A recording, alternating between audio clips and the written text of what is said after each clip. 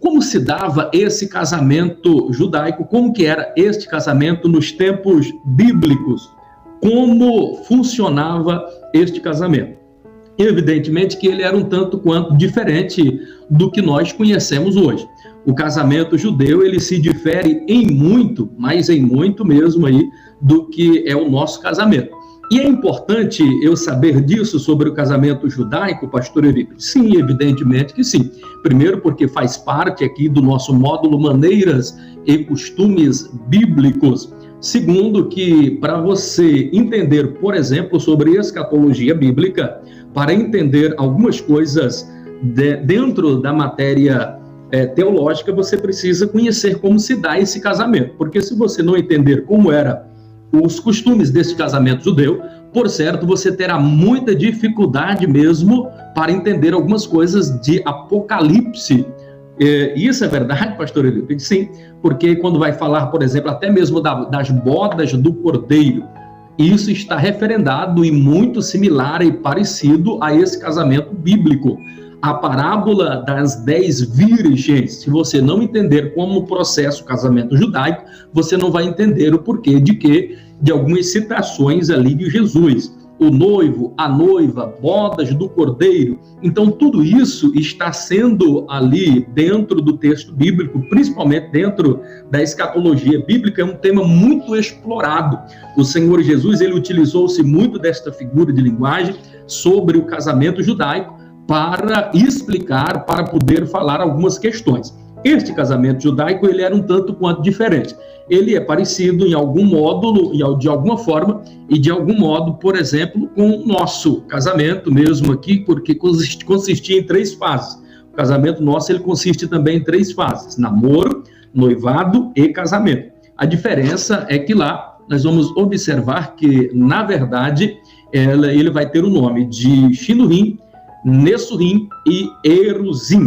Quer dizer, é a mesma coisa: namoro, noivado e casamento. O Shinurim era o primeiro passo, era quando o rapaz conhecia a moça. Então a gente vai observar que o judeu, ele tem uma forma peculiar, diferenciada mesmo desse olhar mesmo de casamento, da perspectiva do casamento, é diferenciado. Ainda hoje o judeu, ele tem um sistema muito diferente. Existe um adágio popular, e é muito dito e referenciado lá em Israel, por exemplo, onde eles dizem assim: os ímpios casam-se com as mulheres que eles amam. Os judeus amam as mulheres com que eles se casam. Porque casamento para o judeu, ele é compromisso, ele vem primeiro, inclusive, do que a questão amor. Para eles é um compromisso, é uma instituição divina, e de fato o casamento é uma instituição divina. Ao contrário do que nós analisamos e romantizamos muitas as coisas, por exemplo, principalmente nós brasileiros, parece alguma coisa até nos agredir, que alguém, um pai de família, por exemplo, poderia escolher o casamento para o seu filho. Então não se assuste, o judeu era assim que fazia. E ainda nos dias de hoje, os filhos procuram honrar estes pais. E se nós formos entender muito bem a respeito disso, irmãos, existe uma grande verdade. Quando nós somos muito jovens, nós analisamos muito com o coração e muito pouco com a razão. Que filho, que pai, que mãe gostaria de ver um filho casando mal casado? Com certeza ele vai querer o melhor para o seu filho, vai querer o melhor para a sua filha. E para o filho era extremamente honroso o pai escolher uma noiva para ele. Então, nesse Shinurim aqui que nós analisamos dentro dessa questão aqui do casamento judaico, é muito importante vocês compreender toda essa questão desta narrativa que vai envolver aqui este casamento judeu. Nós conhecemos, e esse modelo de casamento religioso, ele só vai existir mais mesmo para nós aqui a partir do período medieval, o período ali, do período das trevas, mas porque no passado esse casamento ele era mais uma instituição pública para aferir uma condição. E existiam algumas formas de contrato, inclusive ainda hoje elas são muito presentes. Então o casamento judeu começava com essa fase. Primeira fase, o Shindurim, aonde o pai escolhia a noiva para o filho. Ora, e se o pai escolhesse mal? Olha, já falei, o pai dificilmente faria. E também não era feito assim de forma aleatória. O pai dizia, olha, meu filho, eu encontrei essa moça aqui com este perfil assim, assim, assado, o que você acha? O filho também dava um parecer, mas a palavra final sempre ficava com o pai de família. Era o pai que escolhia, era o pai que dava a palavra final. O pai e a mãe tinham esse papel de escolher a noiva para o filho. Então isso para o judeu era muito importante. Se não vejamos, depois dessa escolha do pai escolher a noiva para o filho, vinha a segunda fase desse casamento, que era o Nessuim. O que era o Nessuim? Ele, na verdade, era onde estabelecia-se o compromisso, o noivado. De que forma era feita esse noivado aí, pastor Eurípides? Normalmente eles utilizavam, e ainda hoje, o povo judeu costuma utilizar muito disso. Então eles faziam da seguinte forma, eles pegavam a kitbah, que era alguma coisa assim, no tamanho aproximado aí de mármore, ou de madeira, de alguma forma, então era um compromisso. Esse compromisso era colocado em uma kitbah de 1 metro de altura por 90 centímetros a 50 centímetros de largura, e lá se escrevia os compromissos para a fidelização do casamento no período de noivado. Então, geralmente, esse compromisso era feito debaixo de uma rupá. O que era uma rupá, pastor Eurípides? Era como que se fosse uma pequena tenda feita ali fora mesmo, no quintal, na frente de casa, ou geralmente atrás no quintal da casa. Então armava-se uma rupá, eles pegavam a kadush, que na verdade era uma taça, colocavam o vinho, que era o fruto da vida, o vinho não fermentado, e ali eles pegavam uma taça para o noivo, uma taça para a noiva, enchia, e eles tomavam ali e fazia esses votos de fidelidade. Então, feito esse compromisso, o que normalmente acontecia, o que é que tinha nessa kitbah, pastor Eurípides? Eram os compromissos. É como que se fosse nos dias de hoje, é que se equivaleria a um contrato de casamento. A título de informação, meus amados, queridos, diletos e abençoados irmãos, esta kitbah aí, ela ainda nos dias de hoje em Jerusalém, entre o povo judeu, ela é bastante usual. Eles utilizam muito essa forma, eles utilizam muito essa questão aí, que era utilizado por essa kitbah, que era esse contrato, kitbah, que era o contrato, na verdade, aí, de casamento. Algumas coisas que é importante nós analisarmos e aqui falarmos também para vocês, com relação a isso daí, que terminado aqui esse Nessuim, que seria esse noivado para nós entendermos melhor esta questão. Então, depois de terminado aqui esse compromisso de noivado, eles ficavam ali se amassando, namorando, nesse namoro que hoje em dia nós conhecemos e falamos muito a respeito disso. Não, existia uma diferença muito grande. Eu gostaria de estar falando com vocês a respeito disso. O noivado era totalmente diferente do que para nós é hoje. Como funcionava o noivado dos judeus? O noivo, após fazer este compromisso debaixo da roupa, feito com essa kitbah, então esse rapaz ausentava-se agora da sua noiva, e ele não mais veria essa noiva, a não ser que fosse um caso bastante extremo. Então, depois de feito este contrato, o rapaz, o noivo, saía e só retornaria agora em um dia determinado pelo seu próprio pai. O que eu estou querendo dizer? Este rapaz, após assumir este compromisso, ele não ficava lá amassando barro, ele não ficava com mão aqui, mão ali, a coisa era muito séria. era muito santa. Depois de estar estabelecido debaixo de uma rupá, essa kitbá, que na verdade era o contrato de casamento, este rapaz estabelecia-se tudo o que seria necessário para que este casamento fosse oficializado. Então este rapaz, no período que variava de 1 ano a 2 anos, por que variava de 1 ano a 2 anos? Porque para o judeu também era uma responsabilidade, uma questão de honra, que este rapaz tivesse condição de constituir família, e só poderia constituir família, só poderia pegar uma moça, só poderia estabelecer um dote para o casamento, se este jovem tivesse pelo menos uma casa para morar. Então o pai, ele pegava esse filho e dizia: olha, filho, você tem uma responsabilidade, você agora está noivo. E isso para o povo judeu era muito sagrado. Existiam leis, inclusive, que protegiam toda esta situação. Como assim? Por exemplo, um rapaz noivo jamais poderia sair em guerra, em batalha, ainda que Israel, deixa eu só tomar um pouquinho de água aqui, estivesse em guerra, este rapaz, este jovem, jamais poderia sair em guerra, porque era, na verdade, um compromisso, e uma vez estabelecida, era como que se aquela moça já estivesse casada, ainda não havia sido desposada, mas esse compromisso dessa kitbá já equivaleria a um casamento.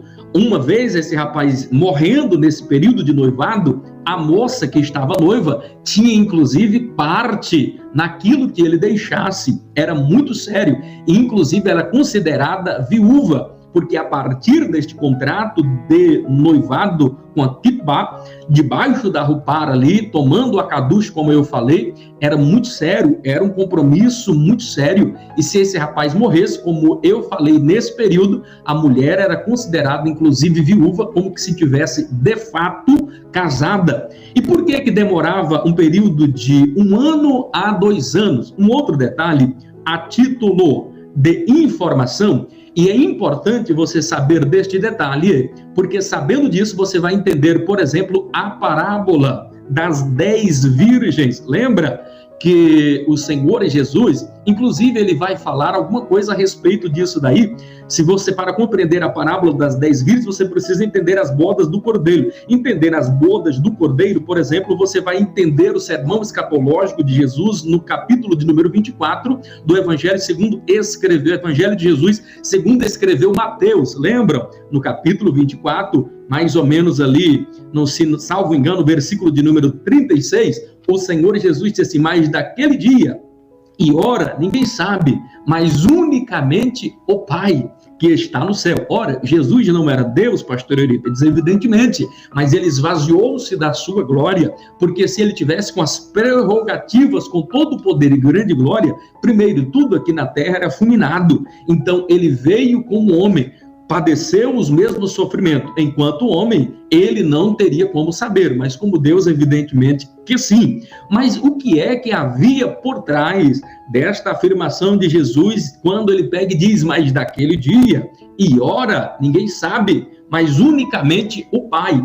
É por isso que agora a gente faz um paralelo, por exemplo, com as 10 virgens. Entendendo isto daí, você vai entender muito sobre a parábola das 10 virgens, porque isso vai explicar o porquê é que passava 1 ano a 2 anos distante. Ficava este rapaz trabalhando até ter condição financeira para poder sustentar a família e poder também dar uma casa, uma moradia mais ou menos digna para essa mulher. O interessante é que nem o noivo sabia o dia do seu retorno. O interessante é que nem o pai da noiva sabia o dia do retorno desse rapaz. A mãe da noiva, muito menos. A mãe do pai da noiva não sabia também. E isso era um segredo guardado unicamente para o pai. Porque era o pai que, depois dos 4 anos de idade, assumia a responsabilidade da educação do filho. Era o pai que, a partir dos 4 anos de idade, começava a ensinar uma profissão para essa criança. Era o pai que, a partir dos 6 anos de idade, já induzia e levava o filho e trazia, porque meio período ele trabalhava na roça, a partir ali dos 4 anos de idade, e no segundo período, a partir dos 5 anos de idade até os 6, era levado para a sinagoga, onde eles aprendiam ali a ler e a escrever, e tudo observando dentro daquilo que era ensinado mesmo dentro da Torá. Nada era separado. A partir daquilo ali, o homem, principalmente, era de responsabilidade do pai, toda essa educação. Então, somente o pai poderia saber.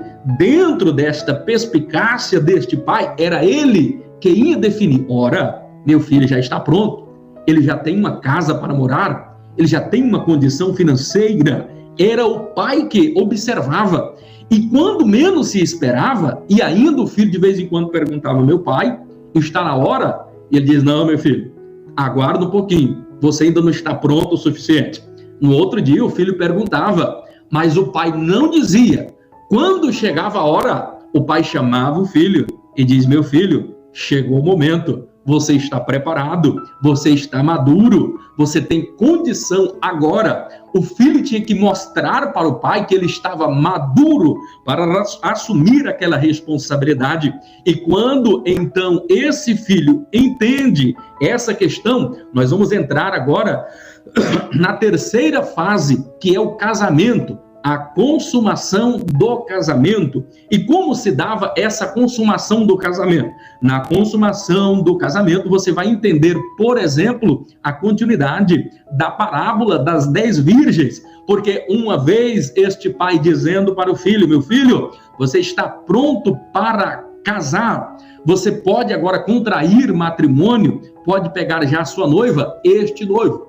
O pai organizava agora para o filho as vestes nupciais, chamava os amigos, e os melhores amigos iam com ele. O interessante é que ia um na frente com uma shofar, que era um chifre de carneiro, ia tocando, um outro geralmente ia com uma flauta, um outro com uma trombeta, e eles iam dançando e cantando. E os flautistas, e principalmente o chifre de carneiro, a shofar, ia anunciando na frente, e o noivo com as vestes nupciais, os amigos com as vestes nupciais iam chegando até a cidade, se este morasse em uma outra cidade. E agora, quando eles entram na cidade, é motivo de grande festa, porque quando tocava-se a shofar, é por isso que fala do toque da trombeta, é muito alusivo também. É por isso que diz: eis aí o noivo, porque esse que tocava a shofar vinha com outro amigo que anunciava, dizendo: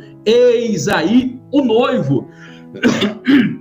E o interessante, meus amados, queridos, diletos e abençoados irmãos, é que essa noiva, mesmo não sabendo o dia nem a hora que o seu noivo viria, ela tinha que estar ataviada desde o dia. Por que fazia isso? Porque ele poderia vir a qualquer momento. É por isso que, para você entender a escatologia bíblica, você vai entender o porquê de que através desse casamento judeu, porque não saberia o dia e nem a hora, a noiva precisava estar preparada. Assim eu e você também, como a noiva de Cristo, precisamos estar preparados para receber este noivo, porque nós não sabemos o dia, nós não sabemos a hora que o nosso noivo, Jesus Cristo de Nazaré, com o tocar da trombeta de Deus, com estes amigos anunciando, essas miríades de anjo ao som daquele grande brado, a voz de arcanjo ao som da trombeta de Deus. Então esse momento lindo está aproximando, o encontro da igreja com o Cordeiro que vai ser nos ares.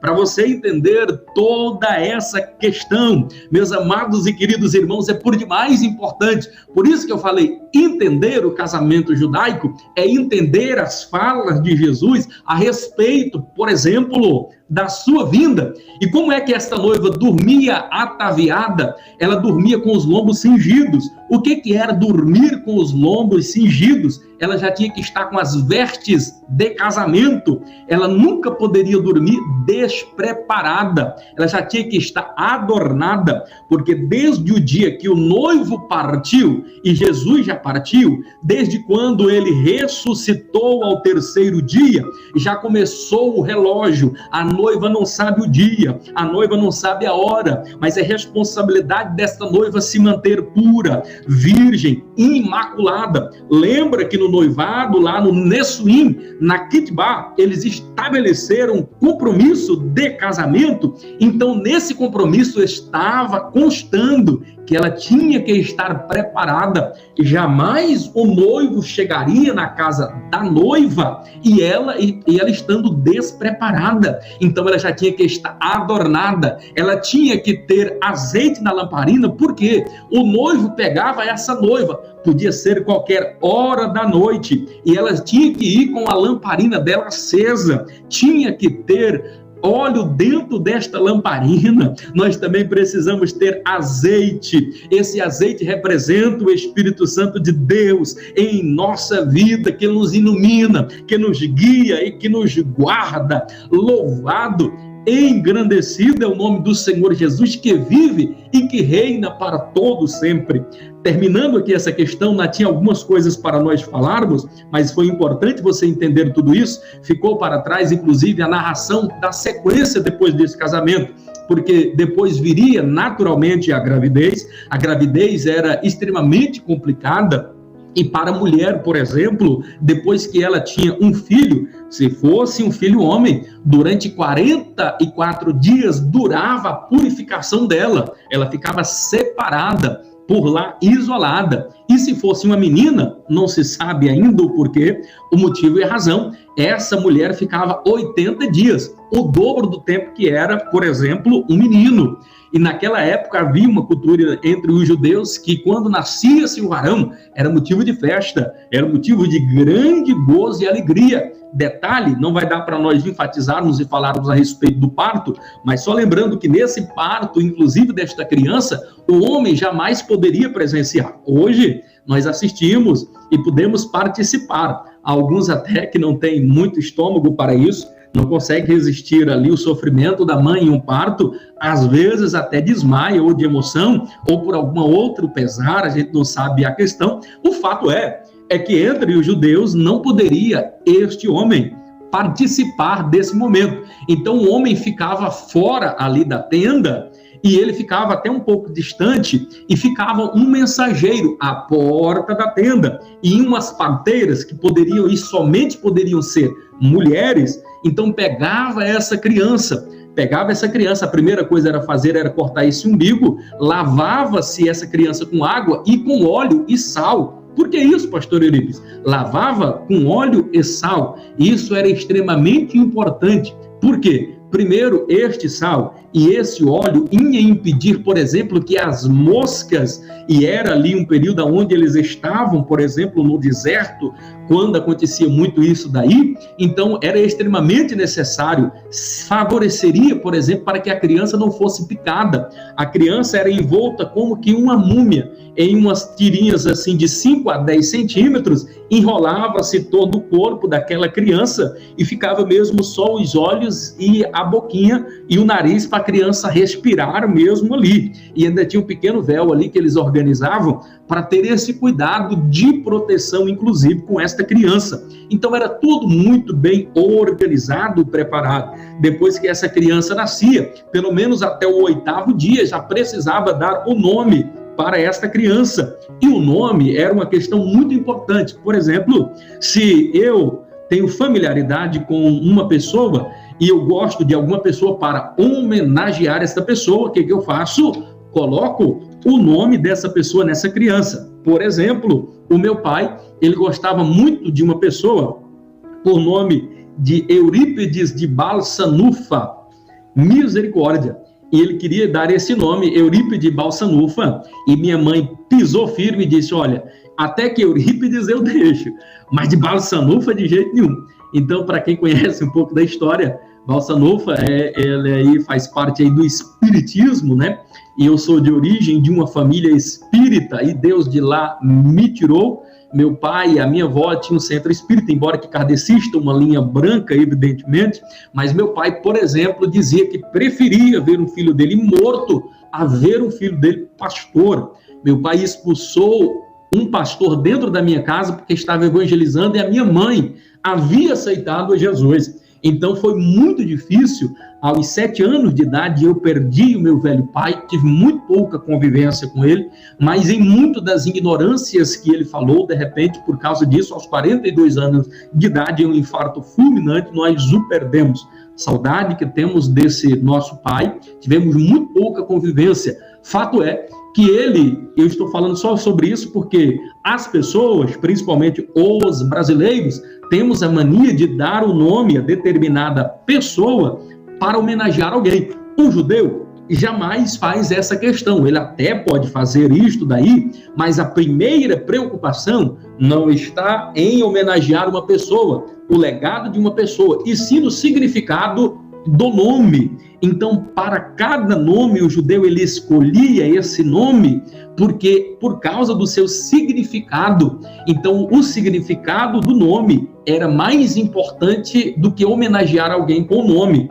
Então, o judeu estabelecia isso como critério. Isso para eles era por demais importante, extremamente relevante. Eles tinham também que nesse 8º dia já fazer a circuncisão, tinha que circuncidar, eu sei que vocês já sabem, são seminaristas, não dá aqui para nós entrarmos em detalhe, e também o tempo não nos permite. Eles deveriam, inclusive, quando completasse 30 dias, o primogênito nascido homem, ele tinha que ser redimido. Do contrário, esse primogênito tinha que ficar no templo, assim como ficou também Samuel. Ele não foi remido, porque para tirar este rapaz que era o primogênito, depois de 30 dias, o pai, a mãe tinha que ir lá e pagar em ciclos uma oferta para poder redimir este filho primogênito. Do contrário, este filho primogênito tinha que ficar servindo no templo. Então existia todo um cerimonial, toda uma questão ritualística. Deixa eu olhar algumas questões aqui, ver se alguém tem alguma pergunta. Aleluia, Jean Faustino aí falando da lamparina tem que estar acesa, verdade, graças a Deus. Também José Rosendo Araújo também dando glória a Deus aí, falando com relação às vestes, como as nossas vestes precisam estar mais alvas do que a neve. Newton Santos falando muito interessante esse detalhe de enrolar a criança para evitar ser picada por moscas, verdade. Então tudo havia um motivo, um porquê e a razão. Os judeus eram extremamente organizados em relação a todas estas questões aí. Vamos caminhar agora, e a gente precisa caminhar aqui um pouquinho no tempo, aqui tem algumas coisas que a gente precisava ver, mas vamos ficar para frente, vamos para a unidade 2. Por favor, vamos lá para a página 65, 63, a alimentação e as recomendações divinas.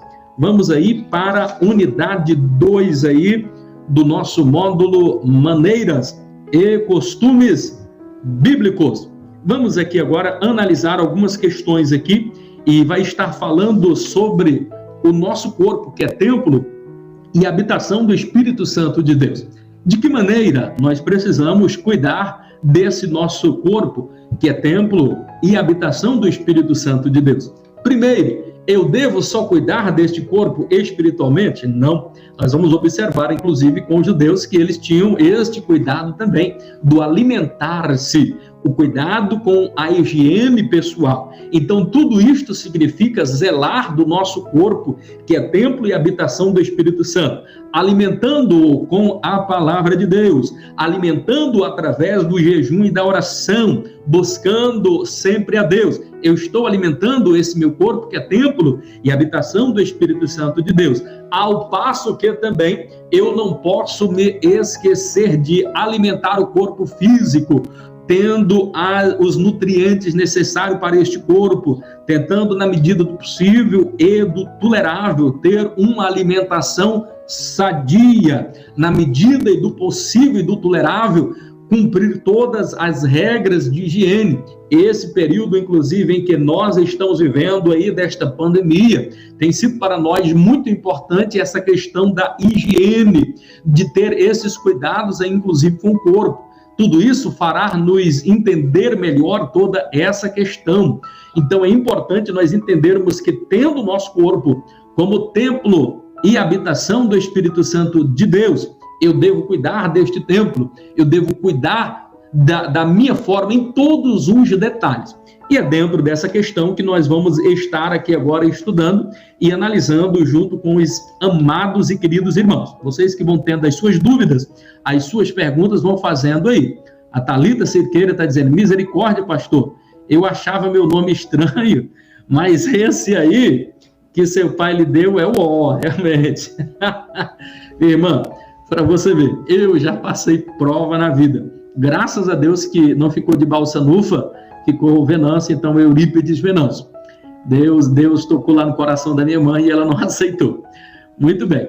Vamos então agora aqui dando continuidade. Vai estar aí, queridos, para você se situar melhor na página 64, onde nós vamos estar falando sobre esta questão da importância de nós termos esse corpo espiritual, alimentando espiritualmente, mas cuidando dele também materialmente, fazendo essa faxina e dessa alusão, inclusive, que eu fiz sobre essa pandemia, o cuidado com a higiene pessoal deste corpo. Tudo isso a gente precisa observar. A título de informação, e para você entender também sobre essa questão, no 1.1 aí vai falar sobre a alimentação. Ora, havia pelo menos duas principais refeições que o povo judeu fazia. A primeira era o de jejum e segundo era a ceia. Esse de jejum, ele era feito na primeira parte aí do dia, então geralmente era com pão, fruta, queijo. Quando eles saíam para a lida, eles saíam para trabalhar. Então saía-se o pai de família, mais os filhos homens, e as filhas mulheres ficavam em casa,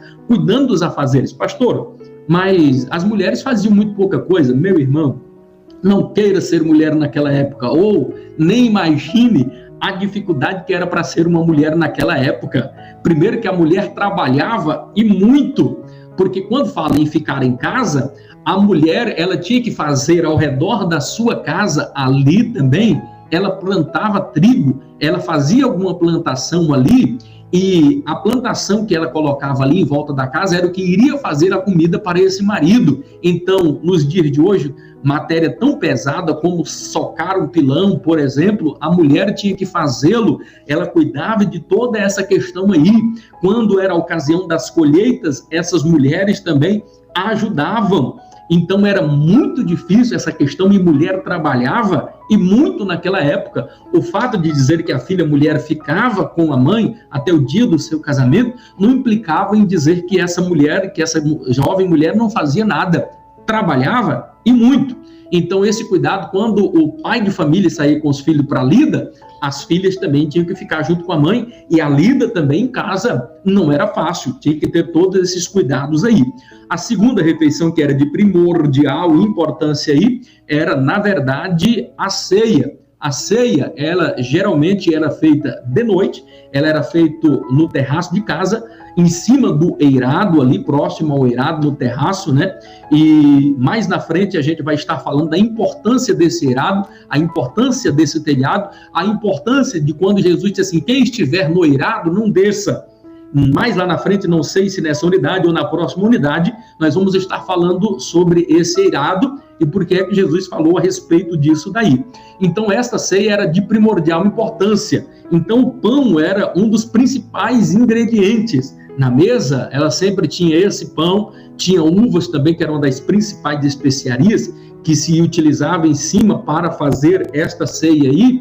Inclusive, quando a gente vai participar da ceia do Senhor, é um ingrediente indispensável, pão e vinho, como era indispensável também no convívio diário aí do povo judeu, este vinho, esta uva e este pão. Inclusive, naquela época utilizava-se muito pouco. As bacias, por exemplo, eram ali de barro, e o interessante é que não utilizava como nós utilizamos hoje, talheres e tudo mais, pratos separados, não. Todo mundo comia junto em uma só panela. É por isso que quando o Senhor Jesus disse assim: olha, aquele a quem eu der o bocado molhado. Então, como era que era feito isso? Por isso que o processo de higienização era muito importante. Jamais um pai de família, jamais um visitante chegava em uma casa em que ele não tivesse que lavar as suas mãos, lavar os seus pés. Aquele ritual do Senhor Jesus de lava-pés demonstra o quanto que eles tinham zelo e cuidado.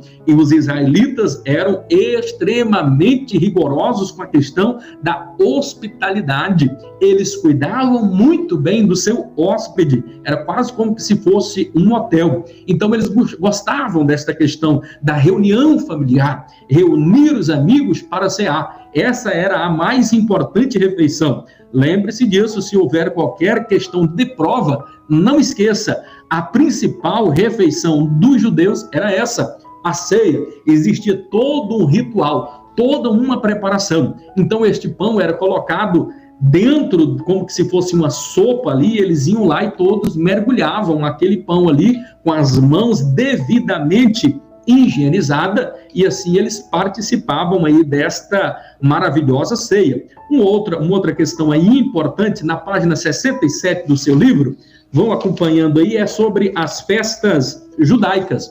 As festas judaicas, talvez não vai dar tempo para nós acelerarmos aqui, mas a principal delas aí que nós precisamos entender, a Páscoa, por exemplo. A Páscoa, ela era feita uma festividade que não poderia ser desassociada de mais duas. A festa dos tabernáculos, que era junto com esta festa aqui, a festa dos pães ázimos e a festa da Páscoa. Vocês lembram que quando Jesus ele participa da ceia, já estava na festa ali dos pães ázimos.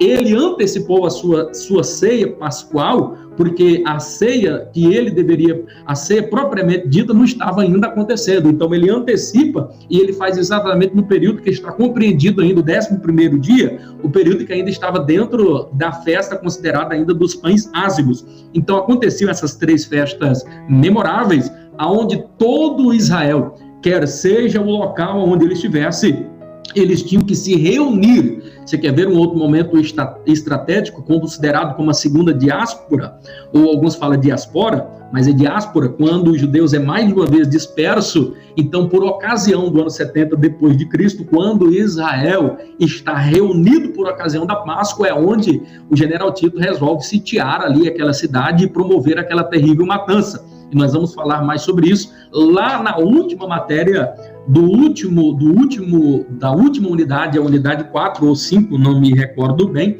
onde nós vamos falar melhor sobre toda essa questão.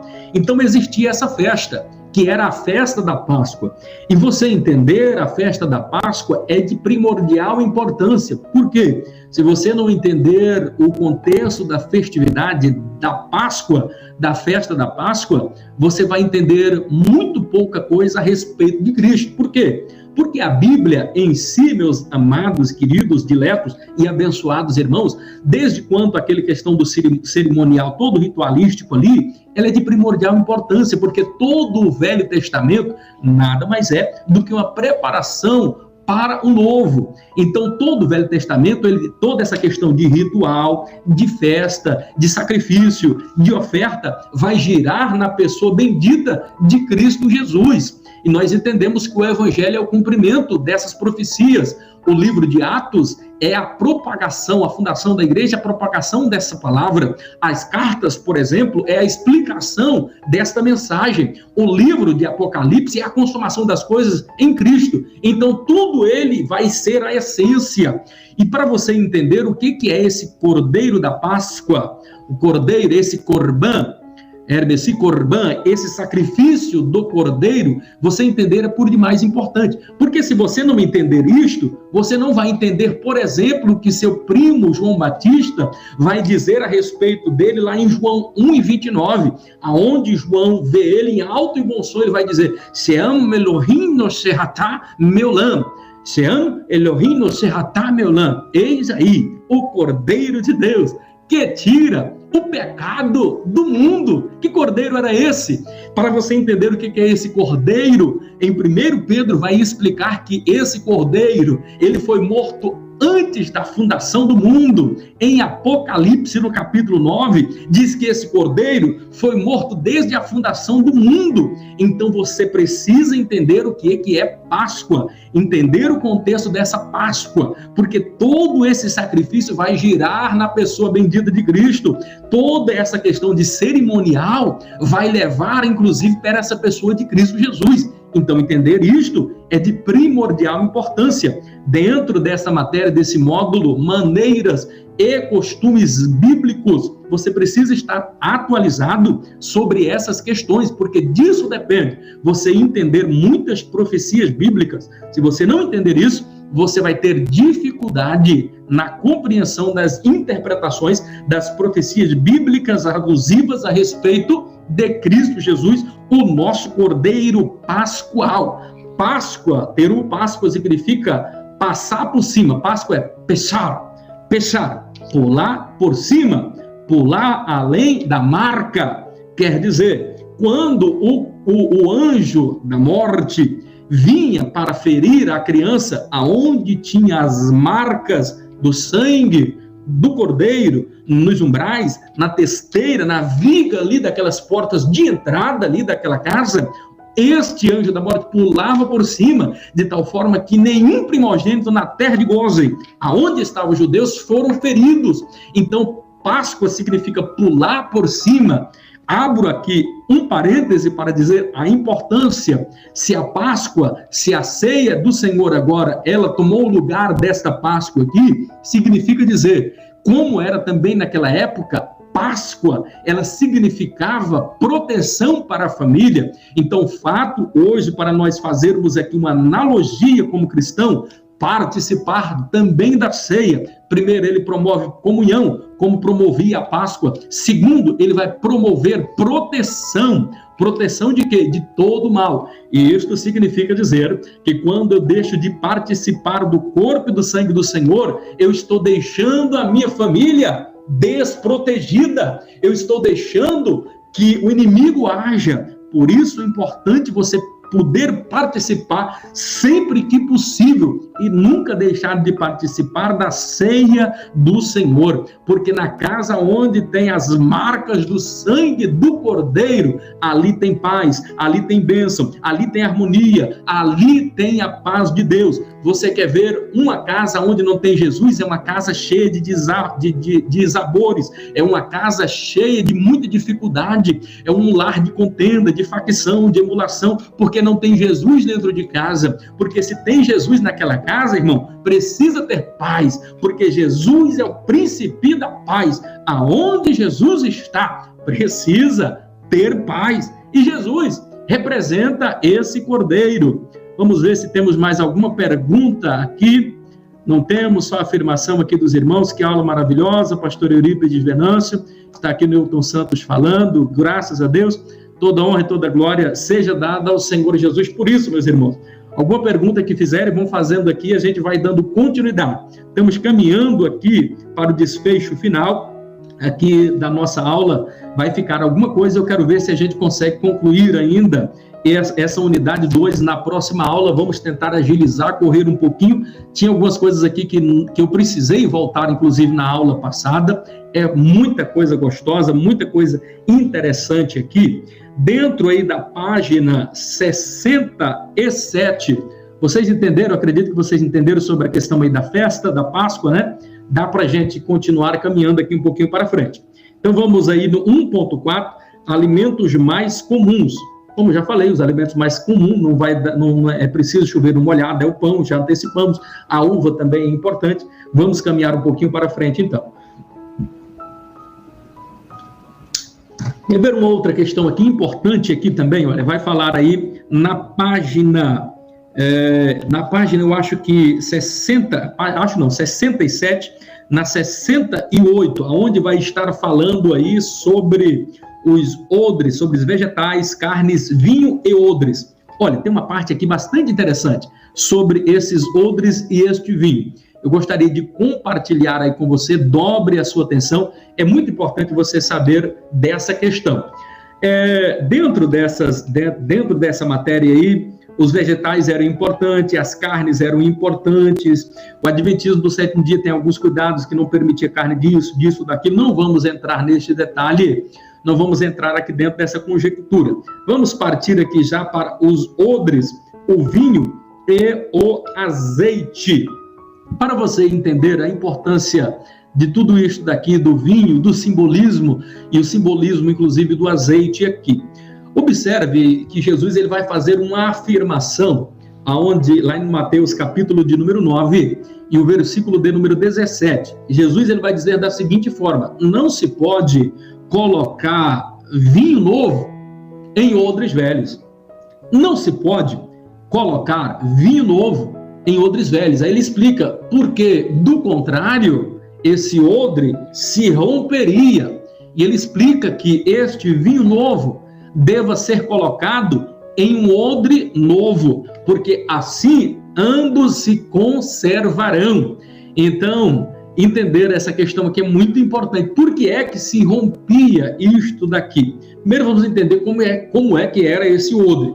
O odre, na verdade, ele era feito de couro de carneiro, então retirava-se a cabeça do animal, retirava-se as vísceras por dentro, as patinhas eram costuradas e eles formavam, colocavam ali para curtir, para secar, e colocava-se aquele odre ali, e depois de todo esse processo, esse odre já estava pronto e era utilizado para transportar não só azeite, mas como vinho também.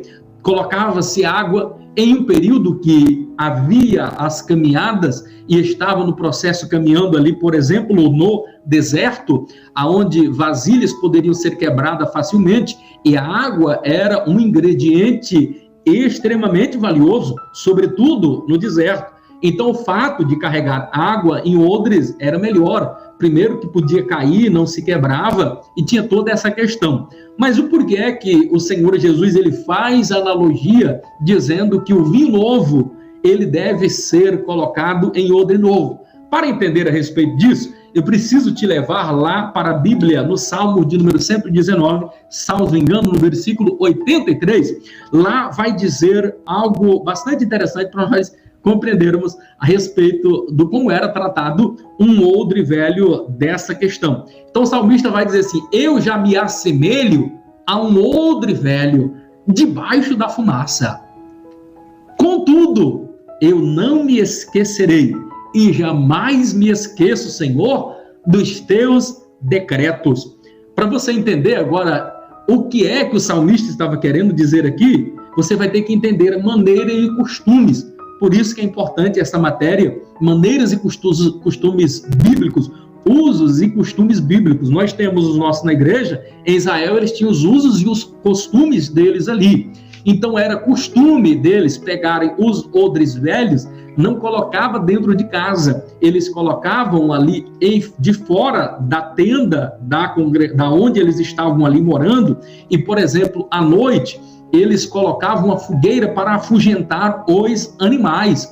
E quando estava ali nesta fogueira para assustar os animais, vinha uma fumaça, e aquela fumaça pegava ali naqueles odres e ajudava aquela fumaça. Para quem não sabe, a fumaça é uma das coisas que ela é eterna, ela não se acaba. Por isso que a fumaça ela é extremamente prejudicial. Se você faz uma fumaça aqui, se você faz uma queimada aqui, ela vai ficar vagando. Se ela passar essa camada atmosférica aí, vai ficar vagando no universo. Ou, do contrário, vai ficar só aí acumulando em cima de nós. Hoje nós já temos uma camada tão forte de sobremodo aí, de tanta fumaça, de dióxido de carbono, que se fôssemos pesar aí, daria trilhões de toneladas, para você ter uma ideia. Então essa fumaça também, ela ia curtindo, terminando de curtir aquele odre velho que ficava ali.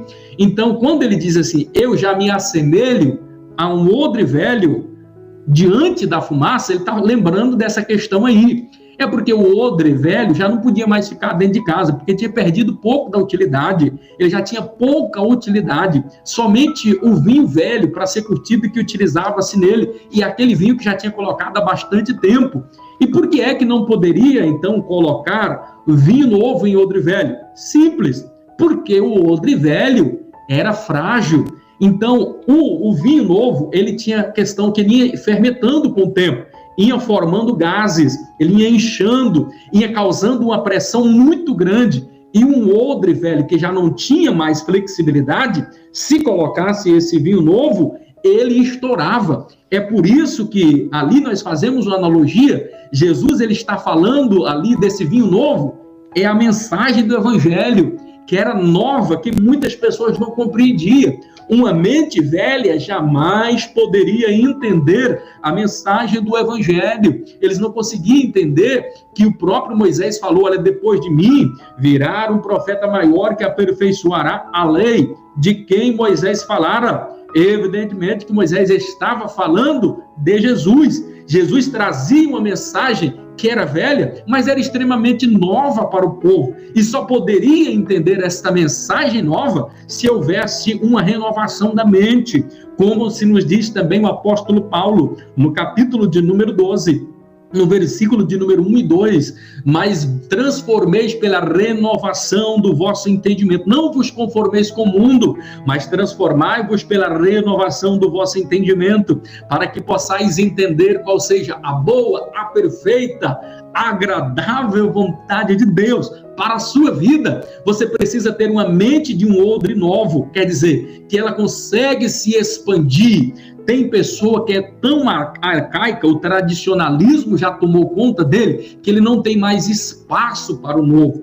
E quando nós achamos que sabemos tudo, que já conhecemos tudo, é o começo do fim, meus amados e queridos irmãos, porque o verdadeiro sábio é aquele que sabe que não sabe, pois quando se sabe que não sabe, nós estamos abertos a mais saber. Mas se eu achar que já sei de tudo, se o pastor Eurípides um dia achar que já sabe de tudo, é o começo do fim dele. Primeiro que a cada dia nós precisamos estar renovando a nossa mente precisa estar expandindo, renovando-se diariamente. E como é que eu faço isso? Tendo uma nova mente, um novo pensar, um novo agir, um novo sentir, um novo nascimento, porque para receber essa mensagem é somente tendo uma mente renovada. Então, se você ainda é um odre velho, quebre esse odre velho, se transforme, ressuscite em Cristo Jesus, abra a sua mente para receber a palavra de Deus da forma como ele é agora na pessoa bendita de Cristo. Um novo evangelho, não, um evangelho já muito anunciado,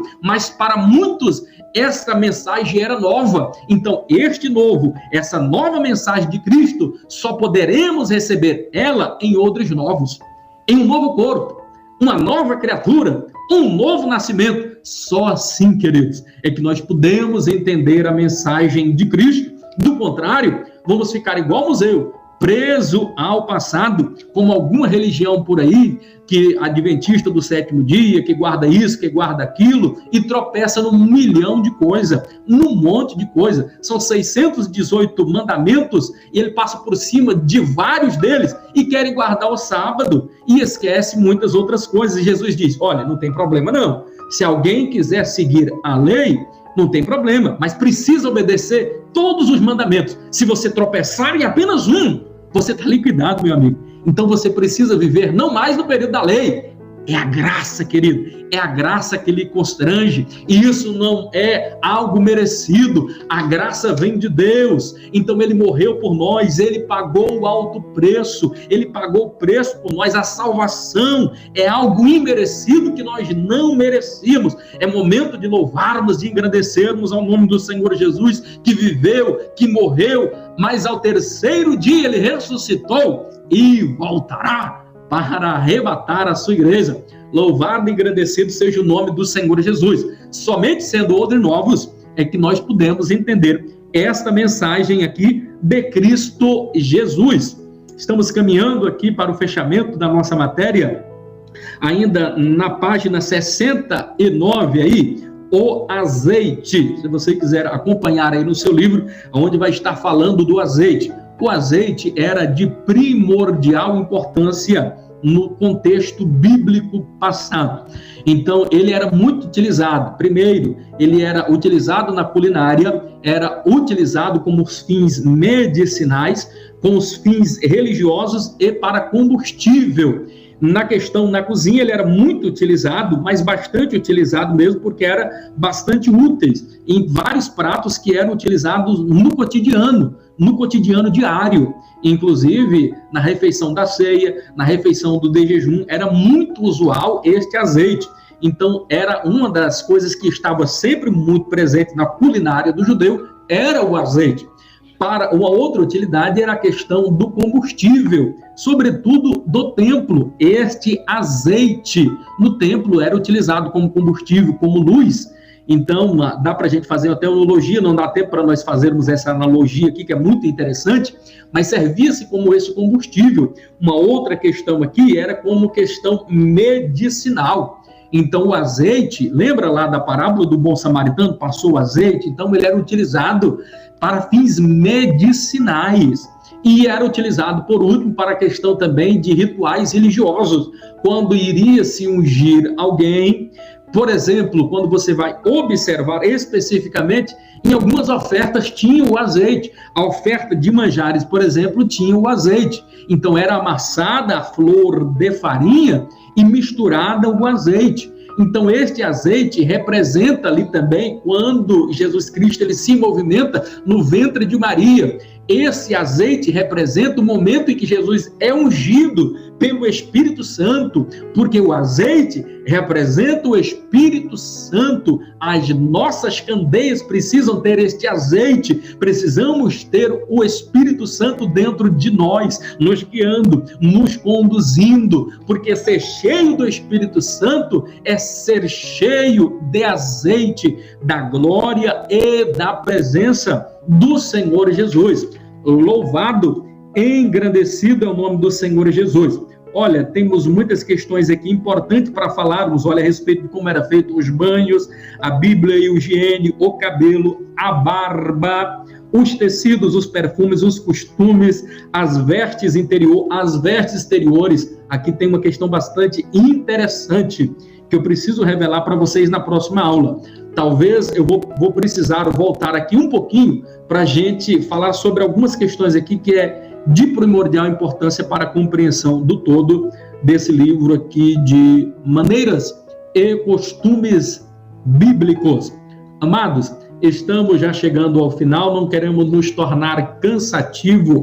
Espero que, de alguma forma, esta aula possa lhe ter sido instrutiva, você tenha sido abençoada, porque eu fui a primeira pessoa que é abençoada quando nós vamos ministrar, somos nós mesmos, porque antes de ministrarmos para vocês, nós ministramos para nós mesmos, e eu tenho um cuidado muito grande. Há pouco mesmo, nós estávamos aqui de joelhos, a fim de que no abrir da nossa boca, o Espírito Santo pudesse nos lembrar aquilo que nós havíamos estudado. Porque às vezes, querido, nós temos uma questão de dizer, olha, eu não vou me preocupar com aquilo que eu vou falar. Querido, pare com essa bobagem. O Espírito Santo vai colocar palavra em nós, mas só a função dele não é colocar as coisas, não. A função do Espírito Santo é lembrar aquilo que nós já estudamos. Se tu não estudou nada, tu não vai ter condição de passar nada para ninguém, a não ser que seja uma profecia em um momento isolado. Mas a questão de estudo, se você não estudar, se você não se dedicar, meu irmão, você não vai chegar a lugar nenhum. Você é um nibadiano. Uma das coisas que você precisa ter em mente é não ter preguiça. O Espírito Santo vai colocar palavras na mão. Não, a função do Espírito Santo é te lembrar aquilo que você já estudou. Se você não estudou nada, como é que ele vai lhe ajudar a lembrar? Então, eu primeiro estudo, mas me preocupo em dizer, olha, Espírito Santo, me faz lembrar aquilo que é importante ser falado e aquilo que não for necessário, me faça esquecer. Então, isso é ser dirigido, conduzido pelo Espírito Santo de Deus. E isso nós procuramos fazer com muito denodo, com muito carinho. Então, Deus em Cristo Jesus vos abençoe. Deixa eu estar vendo aqui algumas considerações, ver se nós temos alguma pergunta para nós respondermos aí. Beth Fernandes está falando, muito esclarecedor. Pastor, os judeus não aprovavam o embalsamamento e a cremação, mas Jacó e José foram embalsamados. Pergunto, eles pecaram porque foram contra os costumes? Bem, irmã Beth Fernandes, sobre essa questão aqui, você fala aqui, olha, pastor, os judeus não aprovam o embalsamamento e a cremação. Eu acho que tem uma dúvida aí na sua pergunta, não sei aonde você pegou essa informação, sobre essa questão do embalsamamento. Talvez não nos termos como que é feito aqui.